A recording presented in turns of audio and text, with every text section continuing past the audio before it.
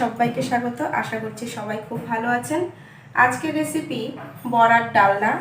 আগেও একদিন এই রেসিপিটা আপনাদের সঙ্গে শেয়ার করেছিলাম, কিন্তু আজকের রেসিপিটা একটু অন্যরকমভাবে তৈরি করছি। তো আসুন দেখে নিই আজকের রেসিপিটা কেমন করে তৈরি করছি। প্রথমেই এখানে আমি কড়াই বসিয়ে দিয়েছি। কড়াইয়ে দিয়ে দিলাম পরিমাণ মতন তেল।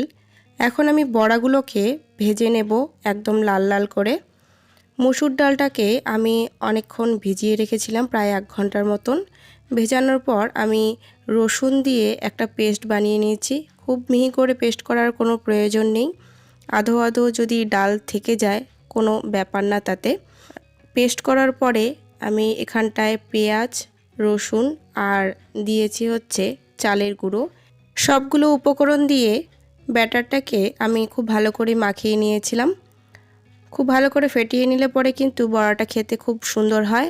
আর দেখুন আমি লাল লাল করে ভেজে নিচ্ছি একদম লো ফ্লেমে, কারণ বড়া কিন্তু ভাজতে হবে একদম লো ফ্লেমে, নাহলে কিন্তু ওপরটা লাল হয়ে যাবে আর ভেতরটা কাঁচা কাঁচাই রয়ে যাবে। দেখুন খুব ভালো করে আমি বড়াগুলোকে ভেজে নিয়েছি। এখন বড়াগুলোকে আমি নামিয়ে নেব।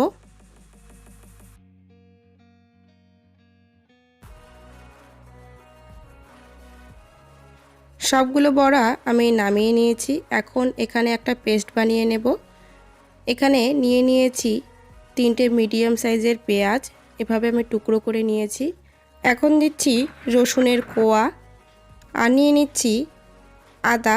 এখানে আমি 1 ইঞ্চির মতন আদা টুকরো করে নিয়েছি আর 2টো কাঁচা লঙ্কা দিয়ে একটা পেস্ট বানিয়ে নেব।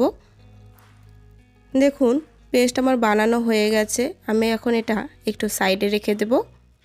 এখন আমি আর একটা কড়াইয়ের মধ্যে দিয়ে দিচ্ছি পরিমাণ মতন তেল। তেলটা খুব ভালো গরম হয়ে গেছে। এখন দিয়ে দিচ্ছি 3টে শুকনো লঙ্কা, 2টো তেজপাতা, দিয়ে দিচ্ছি গোটা জিরে আর দিয়ে দেব গোটা গরম মশলা। এখানে একটা দারচিনি, 3টে এলাচ আর 2টো লবঙ্গ নিয়েছি। এখন ফোড়নগুলোকে খুব ভালো করে ভেজে নিচ্ছি যতক্ষণ না মিষ্টি গন্ধ বেরোচ্ছে। ফোড়নগুলোকে ভেজে নেওয়ার পর দিয়ে দিচ্ছি অল্প একটু কুচনো পেঁয়াজ। খুব বেশি পেঁয়াজ এখানে দিচ্ছি না, কারণ পেঁয়াজের একটা পেস্ট বানিয়ে নিয়েছি জন্য। এখন দিয়ে দিচ্ছি কুচিয়ে রাখা টমেটো। এখানে একটা টমেটোই দিয়েছি। এখন টমেটোগুলোকে খুব ভালো করে ভেজে নেব। টমেটোটা খুব ভালো সেদ্ধ হওয়ার জন্য দিয়ে দিচ্ছি একটু পরিমাণে লবণ। এখন টমেটোটা একদম গলে যাওয়া অবধি ভেজে নিচ্ছি। টমেটোটা গলে যাওয়ার পর আমি দিয়ে দিচ্ছি এখানে মশলার পেস্টটা যখন আমি শ্যুট করছিলাম তখন কোনো কারণবশত সেটা শ্যুট হয়নি, তো তার জন্য দুঃখিত। এখন দিয়ে দিচ্ছি স্বাদ অনুযায়ী লবণ। আপনারা আপনাদের স্বাদ অনুযায়ী লবণটা দেবেন। তারপর দিয়ে দেব 1 চামচের মতন হলুদ গুঁড়ো আর দিয়ে দিচ্ছি 1 চামচের মতন কাশ্মীরি লাল লঙ্কার গুঁড়ো। এটা একদমই কালারের জন্য, কোনো ঝাল হয় না। আর দিয়ে দিচ্ছি 1 চামচের মতন ভেজে রাখা জিরে গুঁড়ো।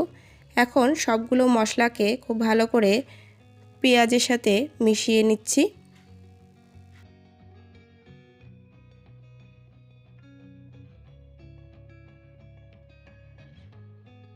মশলাগুলোকে খুব ভালো করে মিশিয়ে নেওয়ার পর দিয়ে দিচ্ছি কসুরি মেথি। এভাবে হাতের মধ্যে ডলে নিয়ে কসুরি মেথিটা দেবেন, দেখবেন স্মেলটা খুব সুন্দর আসবে। এখন খুব ভালো করে মিশিয়ে নিচ্ছি। মশলাগুলোকে খানিকক্ষণ আমি কষিয়ে নেব। এর জন্য দিয়ে দিচ্ছি ওই মশলা ধোয়া বাটিটার জল। খুব ভালো করে জলটা মিশিয়ে নিয়েছি। আমি আর একটু পরিমাণে জল দিয়ে নেব।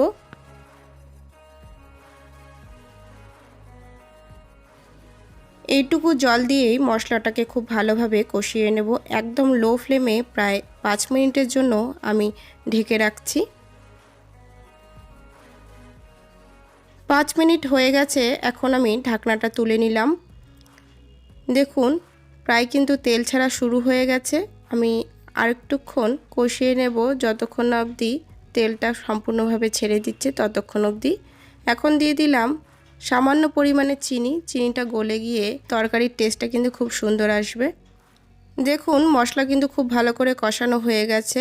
আর দিয়ে দিচ্ছি এখানে সেদ্ধ করে রাখা আলুটাকে আমি আগেই সেদ্ধ করে নিয়েছি আর এইভাবে টুকরো করে নিয়েছি। আপনারা চাইলে আলুটা নাও দিতে পারেন। আলুটা দেওয়ার পর আমি খানিকক্ষণ মশলার সাথে একটু কষিয়ে নিচ্ছি যাতে আলুটার মধ্যেও মশলাটা লেগে যায়। এখন দিয়ে দিব ঝোলের জল। আপনারা আপনাদের পরিমাণ মতন ঝোলের জল দেবেন, যে কতটা আপনারা গ্রেভি করবেন, কতটা আপনারা গ্রেভিটা পাতলা করবেন তার উপর। তো আমি একটু মাখো মাখোই করব, যার জন্য খুব বেশি জল দিচ্ছি না। এখানে আমি গরম জলই দিয়েছি, আপনারা চাইলে ঠান্ডা জলও দিতে পারেন। গরম জল দিলে তরকারির টেস্টটা খুব ভালো আসে। দেখুন ঝোলের জালটা কিন্তু ফুটতে শুরু করে দিয়েছে। এই মুহূর্তে দিয়ে দিচ্ছি আমি কুচিয়ে রাখা ধনেপাতা। শীতকালে ধনেপাতা তো অ্যাভেলেবেল, যার জন্য সব তরকারিতেই ধনেপাতা খেতে খুবই ভালো লাগে। তো আপনারা চাইলে ধনেপাতা নাও দিতে পারেন যারা ধনেপাতার গন্ধটা অপছন্দ করেন।